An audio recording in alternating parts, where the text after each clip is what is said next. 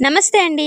ఎప్పుడెప్పుడా అనుకున్న రోజు ఫైనల్‌గా వచ్చేసిందనమాట. అదేంటంటే, మా గల్లీలో గణేష్‌ని పెట్టానన్న సంగతి మీతో షేర్ చేసుకున్నాను కదా! అక్కడ ఆ స్వామివారి దగ్గరికెళ్ళి నా చేతులతో దేవుడికి దీపారాధన చేసి ప్రసాదాలు పెట్టాలనుకున్నాను.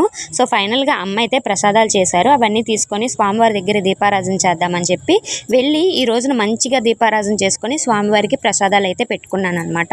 ఈరోజు డెకరేషన్ ఏం చేశారనేది నెక్స్ట్ వీడియోలో మీతో షేర్ చేసుకుంటాను. ఈరోజు గల్లీలో ఉన్న వాళ్ళందరూ కూడా స్వామివారి దగ్గరికి వచ్చారు. అన్ని రోజుల కంటే ఈరోజు చాలా అంటే చాలా సందడిగా ఉంది అందరూ వచ్చేపట్లకి. ఇంకా మేము తీసుకెళ్ళిన ప్రసాదం ఏంటంటే చింతపండు పులిహార, శనగలైతే తీసుకెళ్ళామండి.